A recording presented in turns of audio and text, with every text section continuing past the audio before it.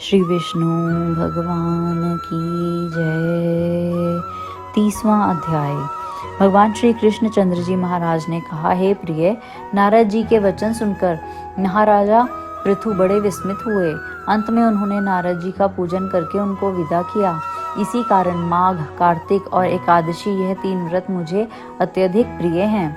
वनस्पतियों में तुलसी, महीनों में कार्तिक, तिथियों में एकादशी और क्षेत्रों में श्री द्वारका जी मुझे बहुत प्रिय है। जो प्राणी जितेंद्रिय होकर इनका सेवन करता है, वह यज्ञ करने वाले प्राणियों से भी मुझे अधिक प्रिय होता है। जो प्राणी विधि विधान से इनकी सेवा करते हैं, उनके अनुग्रह से सभी पाप दूर हो जाते हैं।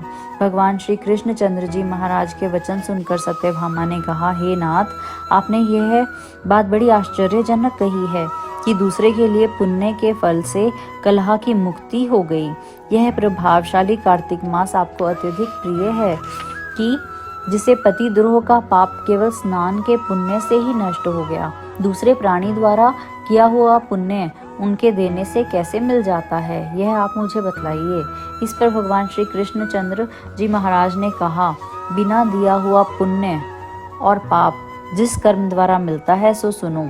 सतयुग में देश, ग्राम और कुलों में दिया पुण्य या पाप मिलता था, किंतु कलयुग में केवल कर्ता को ही पाप और पुण्य का फल भोगना पड़ता है। संसर्ग न करने पर भी यह व्यवस्था कही गई, और संसर्ग जैसे पाप और पुण्य दूसरे को कैसे मिलते हैं, उसकी व्यवस्था भी सुनो।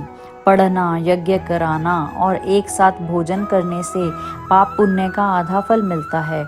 एक आसन पर बैठने तथा एक सवारी चढ़ने से, श्वास के आने जाने से पुण्य व पाप का चौथा भाग प्राणी मात्र को मिलता है। स्पर्श करने, भोजन करने और दूसरे की स्तुति करने से पुण्य और पाप का 6वां भाग मिलता है।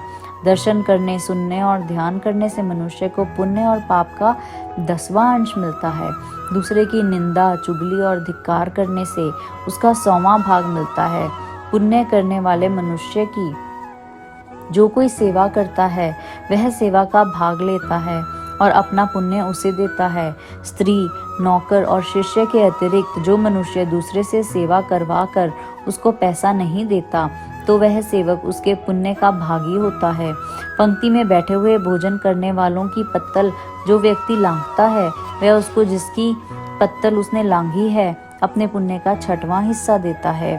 स्नान और ध्यान आदि करते हुए मनुष्य से जो व्यक्ति बातचीत करता है या उसे स्पर्श करता है, वह मनुष्य पुण्य का 6वां भाग उसे दे डालता है।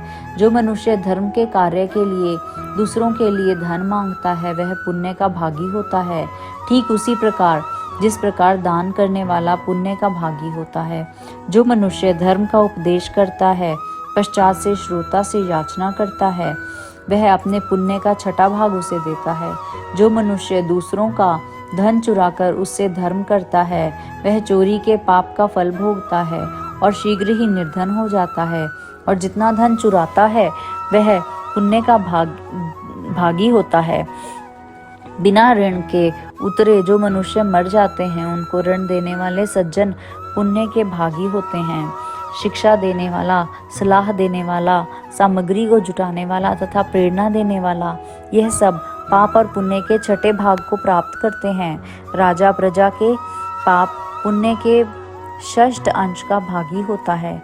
गुरु शिष्यों का, पति पत्नी का, पिता पुत्र का, स्त्री पति के किए हुए पुण्य का 6वां भाग पाती है।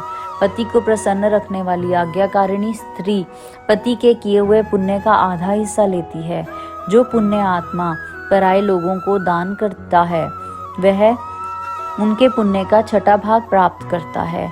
जीविका देने वाला मनुष्य जीविका ग्रहण करने वाले मनुष्य के पुण्य के 6वें भाग को प्राप्त करता है।